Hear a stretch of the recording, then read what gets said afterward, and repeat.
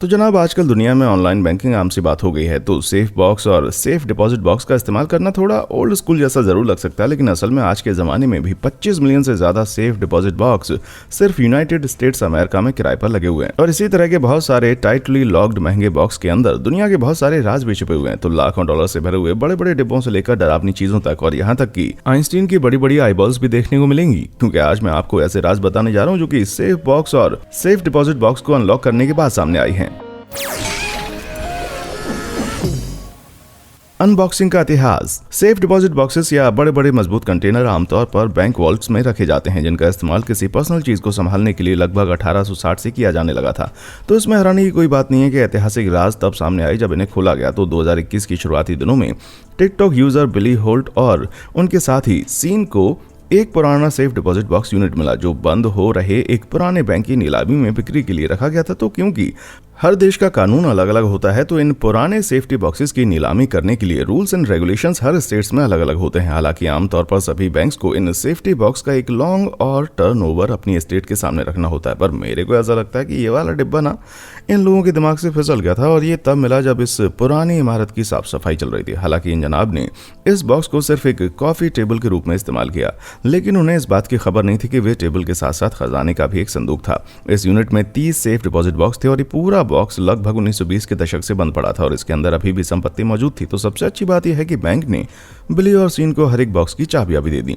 तो टिकटॉक पर अपनी खोज को दिखाते हुए इन्होंने बारी बारी हर बार एक बॉक्स को एक एक करके खोला, और ये लड़का उन छोटे दरवाजों के पीछे कुछ दिलचस्प चीजें देख रहा था। हालांकि कई बॉक्सों में वो था जो आप एक सुरक्षित जमा बॉक्स में पाते हैं, जी हाँ, पर्सनल डॉक्यूमेंट्स और ज्वेलरी। लेकिन कुछ बॉक्स के अंदर जो चीजें थी वो सच में हैरान करने वाली थी। एक डिब्बा जिसका लेबल 113 था, उसके अंदर लाल रंग की एक छोटी सी कठपुतली थी, जो एक तरफ से दादी की जैसी थी, दूसरी तरफ से दादी के कपड़ों में एक डरावना भेड़िया। इनके साथ ही लेबल नंबर 137 बॉक्स में इससे भी ज्यादा खौफनाक गुड़िया थी। लेकिन भाई, इस तरह की गुड़िया कोई सेफ डिपॉजिट में क्यों रखेगा? क्या किसी को कोई इस बात का आइडिया है? मैं बिली और शॉन के खातिर आशा करता हूं कि वे किसी का शिकार ना बन गए। लेकिन भाई, सबसे ज्यादा अजीब चीज तो 103 लेबल वाले बॉक्स में मिली, जो कि पीले रंग में इंसानों के दांत जैसा कुछ दिख रहा था। लोगों ने कमेंट्स में बिली और सीन को सुझाव दिया कि इन्हें डीएनए टेस्ट के लिए भेज दो, क्या पता एक लापता इंसान को। पर इसके बारे में आगे उन्होंने कोई भी खबर शेयर नहीं की, क्योंकि इसे देखकर पहले उनके होश उड़ गए होंगे। तो इन्हें छुपा देना ही उन्होंने बेहतर समझा। इसलिए दांतों की ये कहानी आज के दिन अनसुलझी रह गई। पर हो सकता है उस वक्त शायद कोई ब्लैक मार्केट टूथ ट्रेडिंग चल रही हो, क्योंकि यहाँ एक और ऐसा सुरक्षित डिपॉजिट बॉक्स है जिसमें कुछ इसी तरह के दांत उन्हें फिर से मिले। भाई, ये बॉक्स तो ऐसे पुराने दांतों से लबालब हुआ पड़ा है, बस अब टूथ फेरी के साथ कैश इन का इंतजाम हो जाए। भाई, ये तस्वीर तो मेरी पिछली रूट कैनाल से भी ज्यादा दर्दनाक दिख रही है।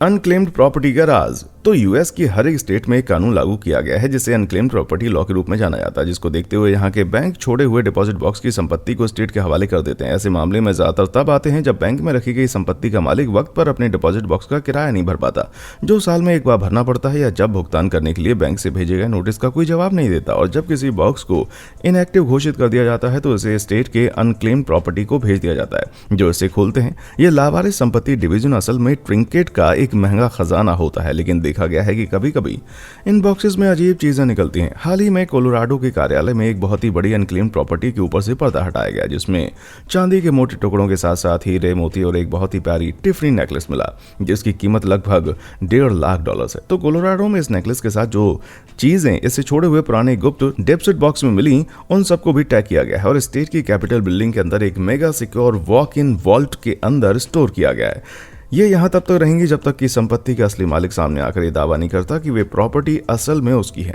हालांकि कोलोराडो में अभी तक जिन प्रॉपर्टी की रिक्लेम करने का दावा हुआ है वो बस कुछ $1 की है, लेकिन सबसे बड़े रिक्लेम का जो दावा हुआ उस संपत्ति की पूरी कीमत लगभग $1.23 मिलियन थी। हालांकि उस खास बॉक्स के अंदर क्या था, ये बात का खुलासा कभी नहीं किया गया। पॉलिसी स्टेट के अनुसार बदलती रहती है, लेकिन अगर प्रॉपर्टी का मालिक सामने नहीं आता तो कोलोराडो, टेक्सास, कैलिफोर्निया और वाशिंगटन जैसे स्टेट्स उन मूल्यवान चीजों की नीलामी कर देते हैं, जिन्हें कैपिटल को सौंप दिया गया है। इन सुरक्षित डिपॉजिट बॉक्स के अंदर से आमतौर पर महंगी ज्वेलरी, आभूषण और प्राचीन वस्तुएं ही बरामद की जाती हैं, लेकिन अगर इनमें निजी जानकारी वाले दस्तावेज होंगे तो उनको निकाल दिया जाता है, जैसे कि विल्स और सिर दूसरे कानूनी दस्तावेज। हालांकि ये सभी बक्से हमेशा धन से भरे नहीं होते। उदाहरण के लिए यूटा स्टेट ने कुछ साल पहले सुरक्षित डिपॉजिट बॉक्स के अंदर मिली हुई कुछ विचित्र चीजों के बारे में बताया था। उन्होंने बताया कि उन्हें एक ऐसा बॉक्स मिला जिसमें जोकर की पोशाक निकली, दूसरे में एक स्की मास्क और हैंडगन थी, एक और बॉक्स तो ऐसा था जिसमें किसी पालतू बिल्ली की लाश भी थी। भाई, ऐसा लगता है जैसे किसी ने श्रिंडर के बिल्ली वाले एक्सपेरिमेंट को कुछ ज्यादा ही सीरियसली लिए ले आओ। चलो मैं इस बात की आशा करता हूँ जब उन्होंने इस बिल्ली को वहां रखा तब वो जिंदा नहीं होगी। अंदर की नौकरियां। तो बात है मार्च 2021 की, जब FBI ने यूएस की एक प्राइवेट वॉल्ट कंपनी पर छापा मारा जो बेवर्ली हिल्स में है, और वो भी बिना किसी चेतावनी के, जिसमें सैकड़ों ग्राहकों के सेफ डिपॉजिट बॉक्स जब्त कर लिए गए। जिसकी एक वजह थी कि यूएस प्राइवेट वॉल्ट कंपनी अपने ग्राहकों को उनकी असली पहचान का इस्तेमाल नहीं करने के लिए प्रोत्साहित कर रही थी, जिससे ग्राहकों को क्रिमिनल एक्टिविटीज छुपाने की छूट मिलती और उन्हें ट्रेस कर पाना काफी मुश्किल हो जाता। लेकिन FBI को इस बात की भनक लग गई थी कि यहाँ कुछ गड़बड़ है, जिसके बाद वहां $86 मिलियन लगभग 800 बक्से जब्त कर लिए गए और 2022 में यूएस प्राइवेट वॉल्ट कंपनी को कानून द्वारा मनी लॉन्ड्रिंग के लिए दोषी ठहराया गया। हालांकि FBI के इस छापे में ऐसे कई ग्राहकों का कीमती सामान भी जब्त हो गया जो बेचारे निर्दोष थे, और उन्हें FBI ने अपने जब्त किए सामान को वापस लेने के लिए महंगी कानूनी कार्रवाई से गुजरना पड़ा। जबकि FBI कार्रवाई में भ्रष्ट कंपनियों को बेनकाब करने में वो सफल रही। लेकिन क्या इस तरह से उनका अचानक किया गया छापा ग्राहकों की निजी संपत्ति का उल्लंघन था? ये सवाल सबके जहन में था, पर फिर भी इसका कोई जवाब नहीं दिया गया। आपको बता दूं कि सिर्फ यूएस प्राइवेट वॉल्ट कंपनी ऐसी नहीं है जो अपनी दीवारों के भीतर देश को नुकसान पहुंचाने वाले सौदे करती है, बल्कि अप्रैल 2011 में मेट्रोपॉलिटन पुलिस ने एक छापे में 6717 डिपॉजिट बॉक्सेस को सीज किया था, जो कि इंग्लैंड के लंदन में 3 अलग अलग डिपॉजिट सेंटर्स में मौजूद थे। पुलिस को 11 दिनों तक अपना यह ऑपरेशन चलाना पड़ा, जिसमें नकली पासपोर्ट, सोना, नकदी कैश और अपराधों से जुड़ी बहुत सारी अलग अलग चीजों की खोज की गई। रिसर्च के बाद इस बात का खुलासा हुआ कि सुरक्षित जमा केंद्र कई आपराधिक संगठनों के साथ मिलीभगत चला रहे थे। सेफ डिपॉजिट सेंटर्स के नाम पर इस योजना में शामिल चेयरमैन मिल्टन वुल्फ और कंपनी के डायरेक्टर जैकलिन स्वॉन थे। ये दोनों जनाब अपनी जिंदगी के लाइफस्टाइल को बढ़ाने के लिए क्रिमिनल से जुड़े हुए लाखों से लाखों डॉलर्स लूट रहे थे और इस बात का दावा कर रहे थे कि वे उनकी लीगल एक्टिविटीज को सुरक्षित रखेंगे। इसी के साथ साथ और भी नकली जमा बक्से कनाडा में फरवरी 2014 में पाए गए थे, जब पुलिस ने छापे में लगभग $2.4 मिलियन की रकम सीज की थी। ये पूरी रकम उन्होंने 3 अलग अलग सुरक्षित जमा बक्से में ली जो टोरंटो के 2 बैंक्स में थे। ये खोज लगभग 1 साल की इन्वेस्टिगेशन के बाद हुई और इस प्रोजेक्ट का नाम ग्रीन जायंट रखा गया। इसमें एक अलग तरह की तस्करी होती थी, जिसमें कुछ ग्रीन स्टाफ को ब्रिटिश कोलंबिया से टोरंटो भेज दिया जाता था। क्योंकि ये एक प्राइवेट स्कीम है तो इसमें अपराधी अक्सर सुरक्षित जमा बॉक्स कंपनियों का लाभ उठाते हैं और कभी कभी ये अधिकारियों के नाक के नीचे से भी हो सकता है।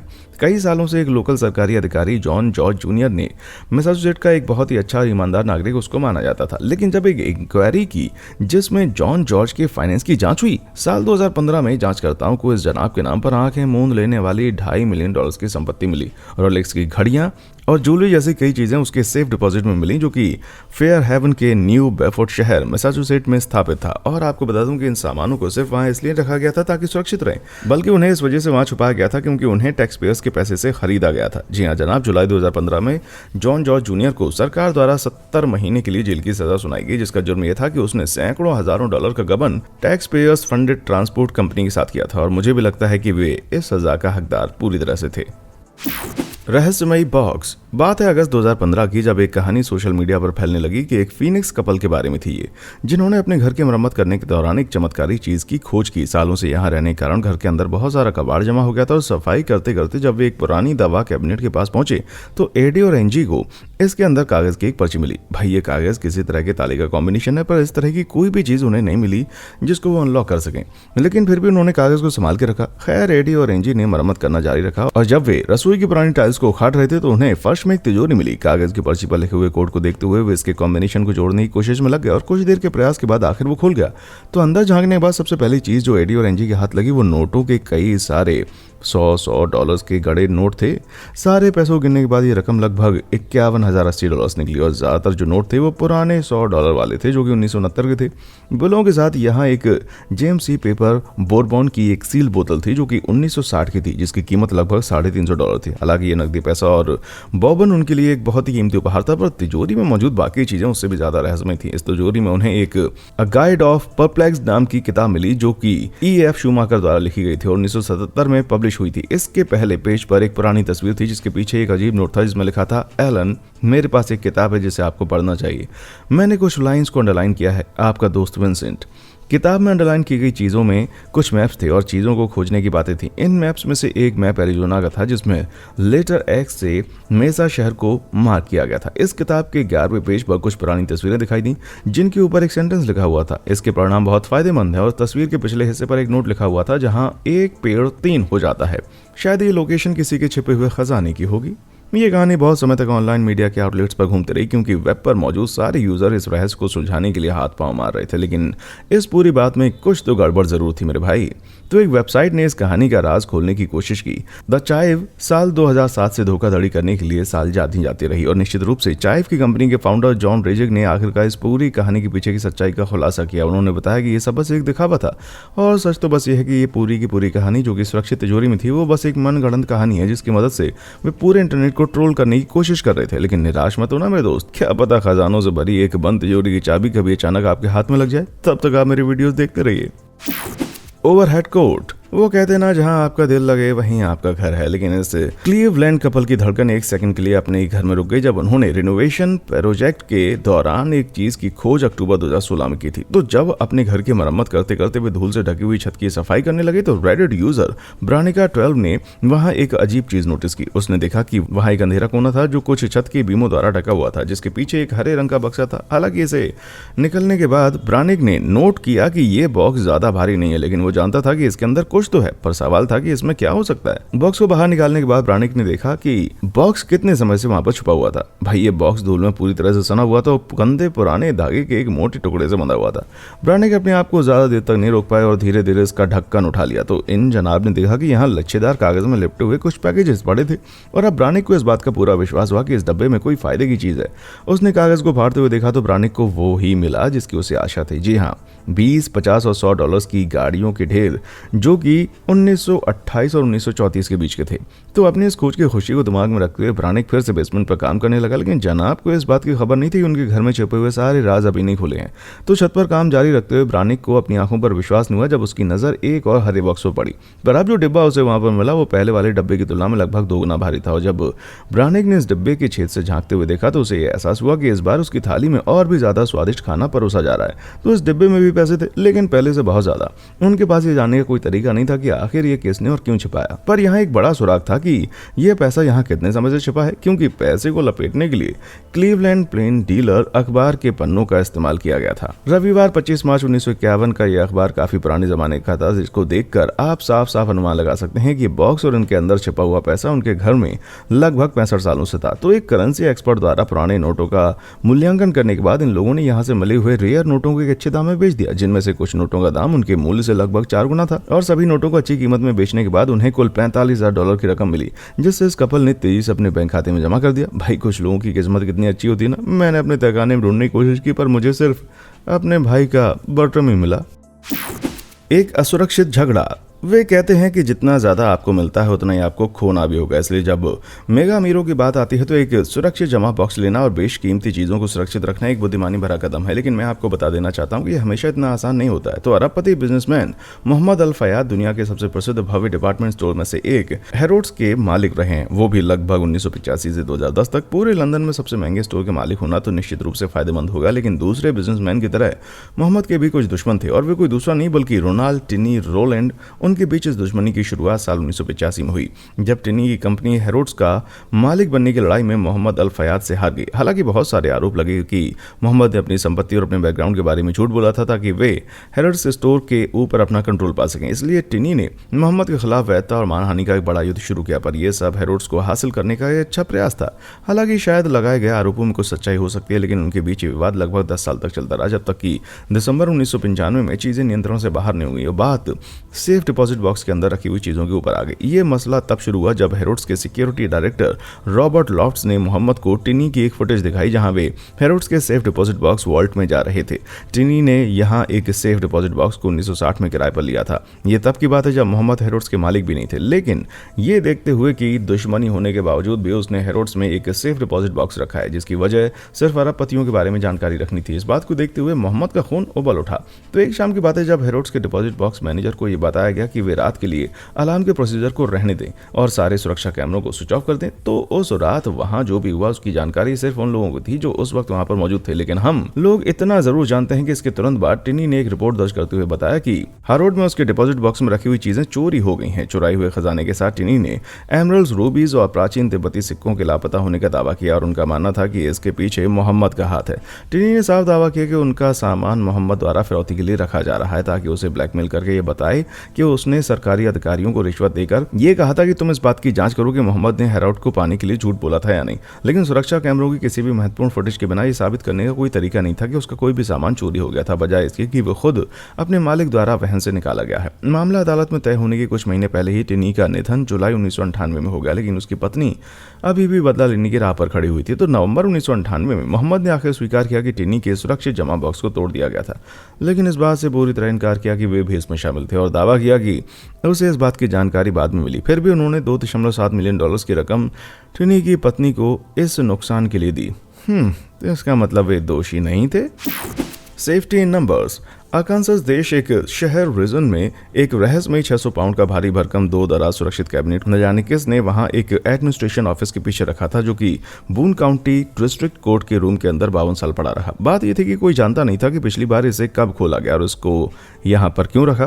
तो 14 मार्च 2017 को सुबह 10 बजे तिजोरी के फैसले का दिन आखिरकार आ गया और लोग कोर्ट रूम की कार पार्किंग में इकट्ठा हो गए, क्योंकि वो ऐतिहासिक पल आने वाला था और तिजोरी को आखिरकार खोला जा रहा था। जैसे ही वहां के एक लोकल ताले बनाने वाले ने बक्से को ड्रिल किया तो सभी दर्शक अपनी सांस को रोककर बैठे थे, क्योंकि उसके अंदर क्या है ये देखने के लिए उत्साह से इंतजार कर रहे थे। पर ड्राइवर को खोलने के बाद ताला बनाने वाले इस इंसान को अंदर सिर्फ एक कागज का मोड़ा हुआ टुकड़ा मिला। तो कागज की इस पर्ची पर आकर कौन सा गुप्त संदेश लगा था? क्या किसी खजाने का नक्शा? जी नहीं, ये एक लॉक का की कॉम्बिनेशन था। हालांकि 52 साल पुराने रहस्यमय सुरक्षित बॉक्स को खोलने के परिणाम को देखकर हैरिसन के सभी नागरिकों को निराश जरूर होना पड़ा, पर हमारे पास जो अगली कोड क्रैकिंग शरारत है ना, वो पुराने जमाने के अनुमान लगाने वाले खेल के बारे में। जब स्टीफन मिल्स ने अल्बर्टा कनाडा में वर्मिलियन हेरिटेज म्यूजियम का दौरा किया तो उन्होंने अपनी नजरें बंद पड़ी हुई रहस्यमय तिजोरी पर जमा ली, जो म्यूजियम में एक प्रदर्शन के हिस्से के रूप में मौजूद थी।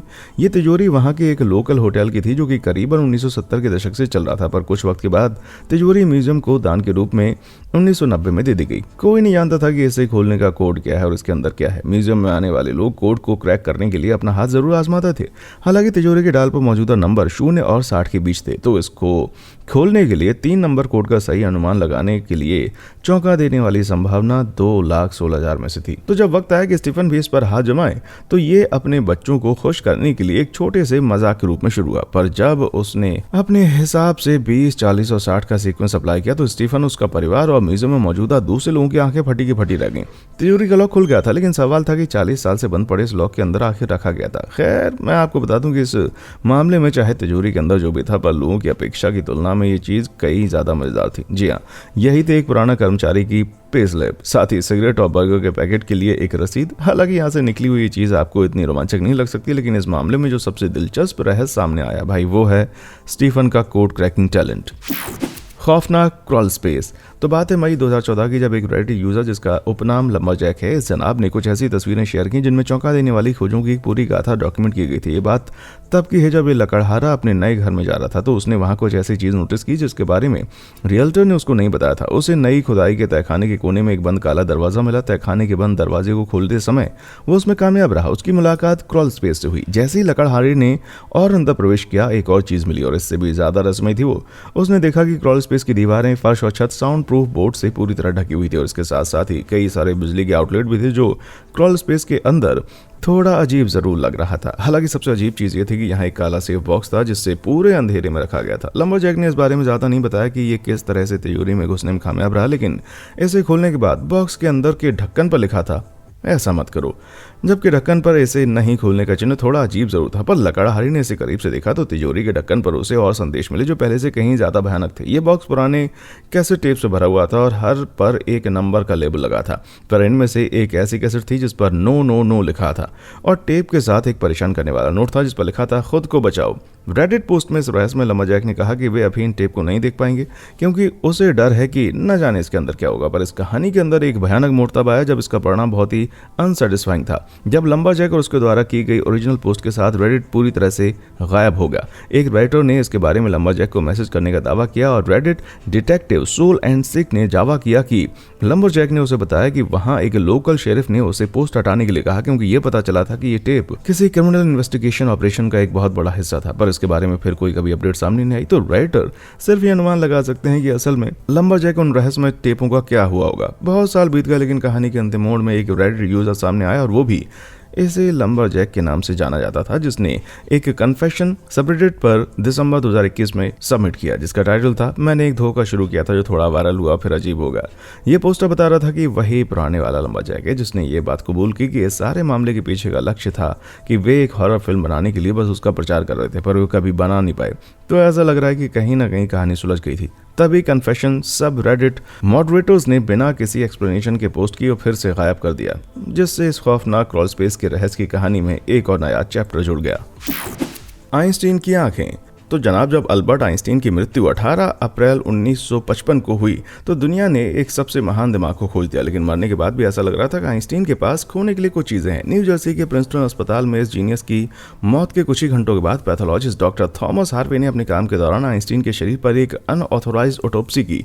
उन्होंने आइंस्टीन की सबसे प्रभावशाली संपत्ति उनके मस्तिष्क को जांचने का फैसला किया, जबकि डॉक्टर हार्वे खुद एक ब्रेन सर्जन नहीं थे, लेकिन इसके खुद की एक ब्रेन वेव थी। और जबकि वे ग्रह के सबसे प्रभावशाली मस्तिष्क के साथ अकेले थे, तो क्यों ना इसे अपने लिए चुरा लिया जाए। तो ग्रह पर मौजूद सबसे चतुर इंसान का मस्तिष्क चुराने के लिए हमारे डॉक्टर हार्वे और उसका लालच का फव्वारा बिल्कुल भी नहीं रुका। पर मस्तिष्क के सभी हिस्सों को झंझोरने के बाद डॉक्टर हार्वे की लालच आइंस्टीन की आंखों की पुतलियों के लिए बढ़ गई। डॉक्टर हार्वे ने आइंस्टीन के मस्तिष्क को अपनी नाक के नीचे 40 से ज्यादा सालों तक रखा, लेकिन उसकी चोरी की गई पेपर्स को आइंस्टीन के खास आंखों के डॉक्टर हैरी अब्रास को उपहार में दे दिया। हालांकि एक मरे हुए इंसान की आंखों को गिफ्ट करने का ख्याल आपके दिल में डर पैदा करने के लिए पर्याप्त है, पर डॉक्टर अब्राम्स इसे लेते हुए बहुत ज्यादा खुश नजर आ रहे थे, क्योंकि अल्बर्ट आइंस्टीन का एक पेशेंट के रूप में होना डॉक्टर अब्राहम के करियर पर बड़ा प्रभाव था। लेकिन अगर आप मुझसे पूछें तो उनकी आंखें अपने पास संभाल के रखना थोड़ा सा अजीब है। भाई साहब, ये देखने के बाद मैं अब कभी भी अपनी आंखों के डॉक्टर के साथ दोस्ती नहीं बनाऊंगा। पर 1994 में डॉक्टर अब्राहम ने इस बात का खुलासा किया कि उनके किसी सेफ बॉक्स में न्यूयॉर्क में आइंस्टीन की आंखों को संभाल कर रखा गया। पर हालांकि साल 2009 में डॉक्टर अब्राहम की मृत्यु हो गई और तब से बॉक्स कहाँ है इस बात की कोई जानकारी नहीं। भाई, अब तो सिर्फ इस बात का अनुमान लगा सकते हैं आइंस्टीन की आंखें अब्राहम के वंशजों की संपत्ति बन गई हैं। How lucky. चलो, कम से कम हम ये आशा करते हैं कि ऐसा ही हो, लेकिन कहीं ना कहीं बॉक्स को असल में भुला दिया गया और छोड़ दिया गया, जो मुझे उम्मीद है कि अगर किसी दिन मिल गया तो इसका परिणाम बहुत ही हैरानी वाला होगा। भाई, ये उन बैंक के वॉल्ट कार्यकर्ता के लिए किसी झटके से कम नहीं होगा जो नीलामी के लिए तैयार अब्राहम के सेफ डिपॉजिट सुरक्षित बॉक्स को खोलेंगे और उसके अंदर आंखों की एक जोड़ी को घूरते हुए पाएंगे। मैं तो सच में इस रहस्य को सुलझाऊंगा कि आंखें आखिर कहाँ छुपी हैं, लेकिन बात यह है कि बस ये आखिरी काम मेरे जीवन का न बन जाए। तो क्या आपने कभी किसी सुरक्षित डिपॉजिट बॉक्स में कुछ पेचीदा चीज का खुलासा किया है, या आपके पास भी सुरक्षित भंडारण में छिपी हुई अपनी खुद की कुछ विभिन्न विचित्र चीजें हैं? अगर हाँ, तो मुझे नीचे कमेंट बॉक्स में आके बताएं। देखने के लिए शुक्रिया।